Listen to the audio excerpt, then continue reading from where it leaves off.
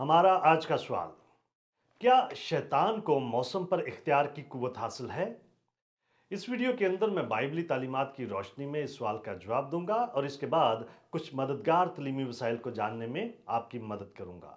लिहाजा इस वीडियो को आखिर तक देखिए। कुदरती आफात और खौफनाक तूफानों की बढ़ती हुई तादाद ने बहुत सारे लोगों को ये सोचने पर मजबूर कर दिया है कि मौसम पर किसको इख्तियार हासिल है, खुदा को या शैतान को। कुछ लोग इस बात के सबूत के तौर पर कि शैतान मौसम पर इख्तियार रखता है, इफ्सियों 2 बाब उसकी 2 आयत में शैतान के हवा की अमलदारी के हाकम और दूसरे करंथियों 4 बाब उसकी 4 आयत में उसके इस जहान का खुदा होने जैसे बयानात की तरफ इशारा करते हैं। कलाम मुकद्दस के बगौर मुशाहिदे से पता चलता है कि शैतान और उसकी बद अरवा को मौसम पर जो भी इख्तियार हासिल है वो खुदा की हतमी हाकमियत के बायस महदूद है। हमें अपने मुखालिफ शैतान को संजीदगी से लेना चाहिए। हमें उसके वजूद और बेदीन दुनिया पर उसकी महदूद कुव्वत को तस्लीम करना चाहिए। इसी असना में जब शिकस्त खुर्दा फरिश्ता यानी शैतान सुपर ह्यूमन यानी मफाकल फितर मखलूक जैसा तो है, मगर अलाही जात नहीं। उसके पास सिर्फ वही इख्तियार है जिसकी इजाजत उसे खुदा देता है। अगर शैतान मौसम पर असरअंदाज हो सकता है तो ये सिर्फ खुदा की इजाजत से और महदूद पैमाने पर ही मुमकिन होगा, जैसा कि अयूब के मामले में था।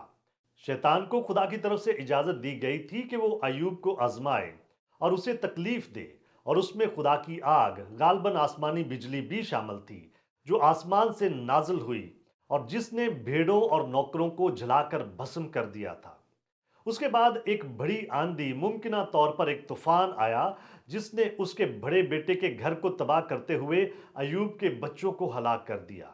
लिहाजा अगर आसमानी आग और आंधी किसी तरह से शैतान के सबब से आई तो थी, इसके बावजूद वो दोनों चीजें खुदा के मकासद के लिए उसी के हतमी इख्तियार में थीं।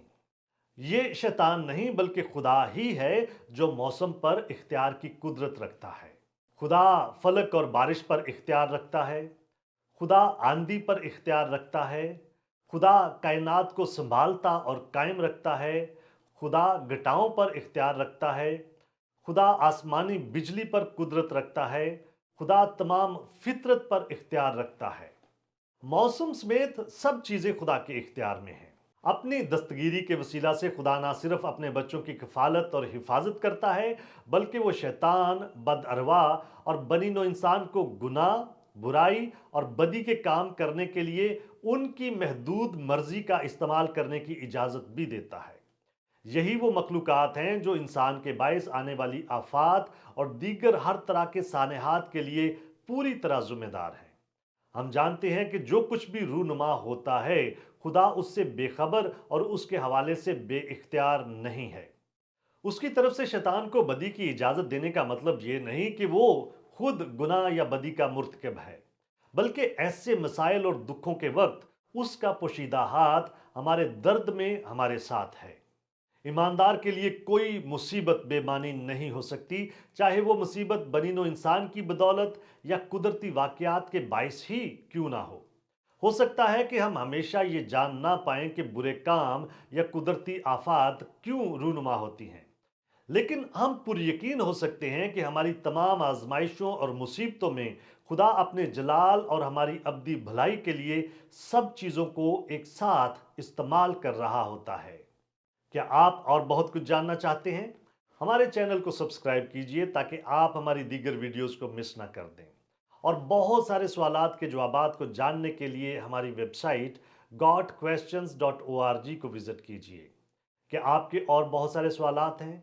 बाइबल मुकद्दस के पास आपके सभी सवालात के जवाबात हैं। शुक्रिया।